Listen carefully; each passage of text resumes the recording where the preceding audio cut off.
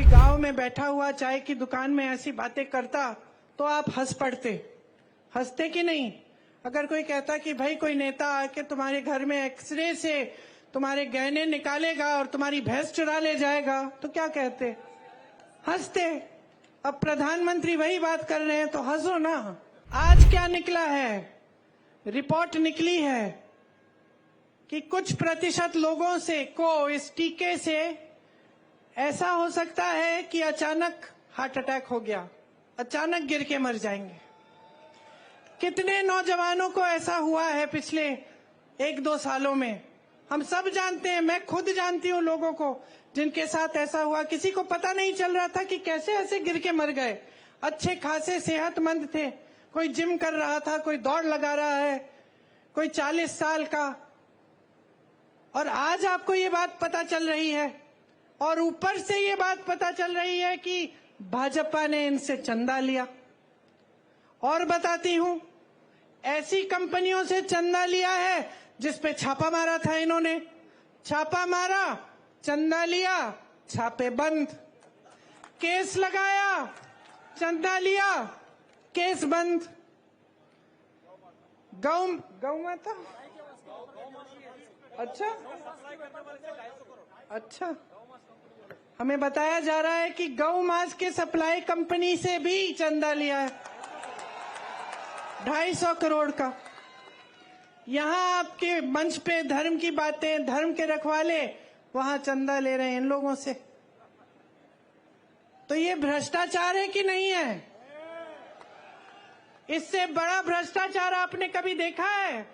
कि सरकार ने भ्रष्टाचार की स्कीम ही बना दी। एक जमाने में भ्रष्टाचार होता भी था तो छुपके चोरी से होता था। अब भ्रष्टाचार खुलेआम स्कीम के तहत हो रहा है, इलेक्टोरल बॉन्ड।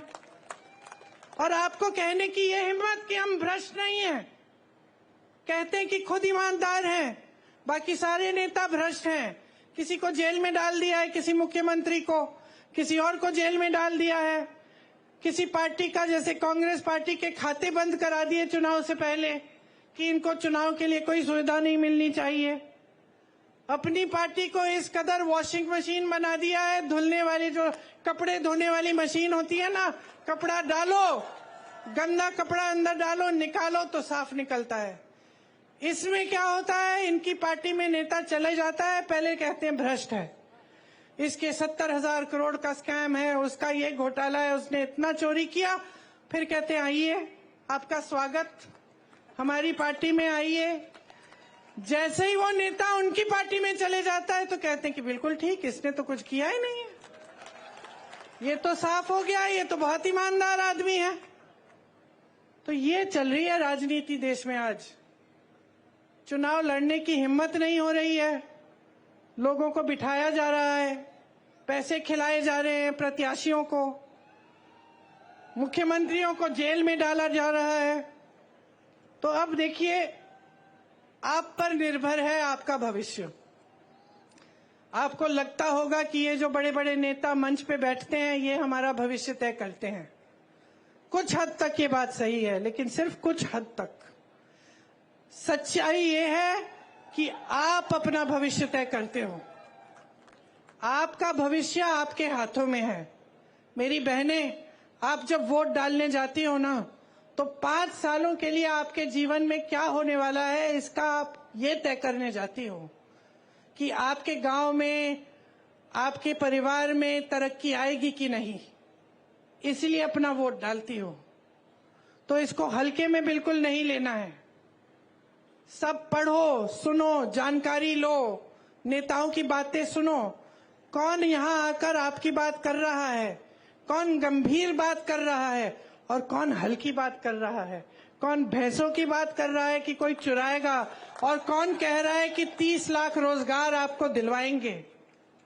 10 सालों में अगर कुछ किया होता तो ये चुनाव खुशी से उन 10 सालों की कामयाबी पे लड़ सकते थे, लेकिन ये चुनाव इस पे नहीं लड़ रहे हैं। जैसे जैसे चुनाव आगे चला जा रहा है, पहले धर्म की बातें, अब चोरी करने की बातें, पाकिस्तान की बात भी आ गई है। अब जैसे जैसे आगे बढ़ेंगे और ये 1 महीना निकलेगा चुनाव का, तो आप देखते रहना, कोई गांव में बैठा हुआ चाय की दुकान में ऐसी बातें करता तो आप हंस पड़ते, हंसते कि नहीं? अगर कोई कहता कि भाई कोई नेता आके तुम्हारे घर में एक्सरे से तुम्हारे गहने निकालेगा और तुम्हारी भैंस चुरा ले जाएगा, तो क्या कहते? हंसते। अब प्रधानमंत्री वही बात कर रहे हैं तो हंसो ना, हंसो, बोलो ठीक है ये हास्य बात है, प्रधानमंत्री जी हल्की बात कर रहे हैं, हमें अपनी काम की बात सुननी है। और इन नेताओं को मजबूर करो, हमारी तरह मजबूर करो सब नेताओं को, चाहे वो कांग्रेस के हों, भाजपा के हों, किसी भी पार्टी के हों, मजबूर करो कि चुनाव में आपके सामने आए तो आपकी बात करें। इधर उधर की बात जो करता है उसको पहचान लो और अच्छी तरह से अपनी परिस्थितियों को पहचानो। कोई ऐसी सच्चाई नहीं है इस देश में जो टीवी पे ही दिखती है। बड़े बड़े इवेंट, महल, बहुत तरक्की हो रही है, बड़े बड़े लोग महलों में अपनी शादियां करा रहे हैं, उनके लिए एयरपोर्ट भी इंटरनेशनल एक दिन में हो जा रहा है। तुम्हारे लिए यहाँ एयरपोर्ट ही नहीं है। समझ लो सच्चाई क्या है। सच्चाई तुम्हारा जीवन है। ये जीवन जो तुम जी रहे हो, ये जो रोज सुबह उठ के रोजगार ढूंढने निकलते हो, कुछ नहीं मिलता।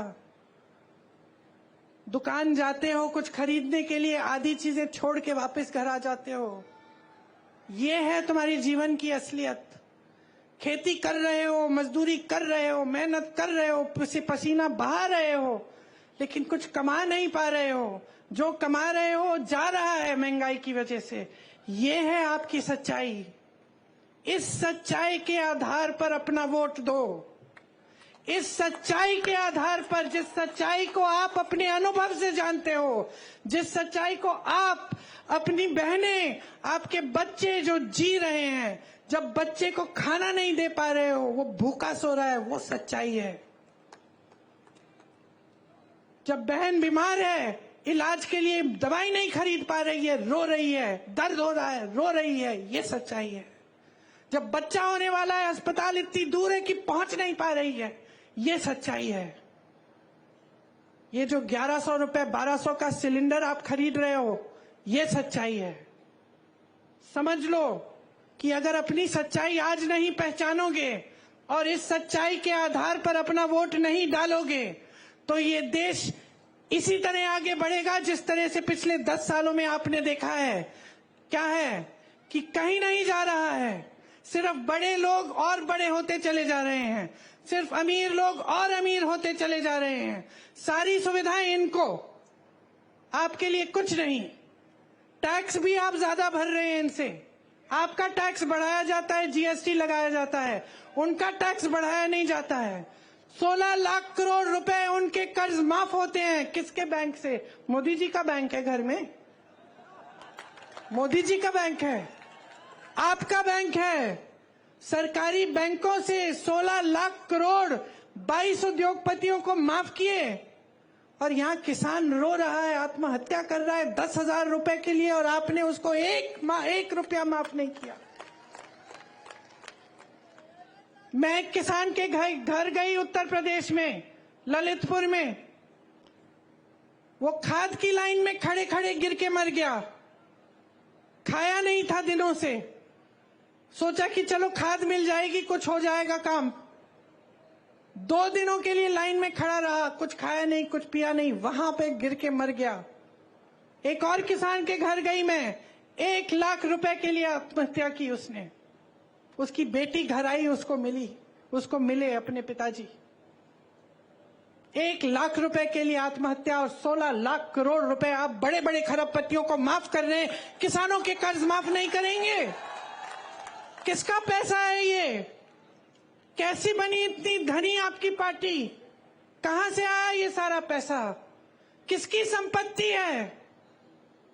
जोर से बोलो, जोर से बोलो, और जोर से बोलो। आपकी संपत्ति है, आपकी संपत्ति है। यही संपत्ति है जिससे आपकी सड़कों को बनाना चाहिए था, जिससे आपके लिए पाठशालाएं बनानी थी, अस्पताल बनाने थे।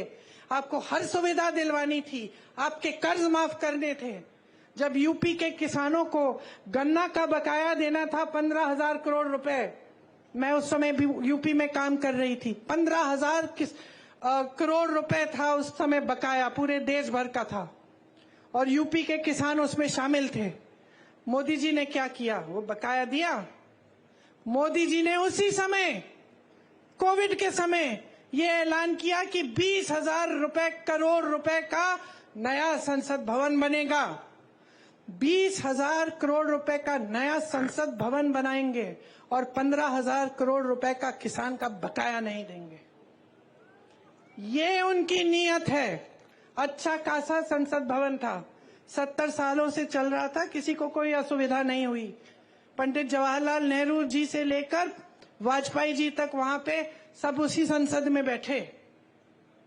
अब बदलने की जरूरत क्या है भाई? क्योंकि हम शहंशाह हैं, हम सब कुछ कर सकते हैं।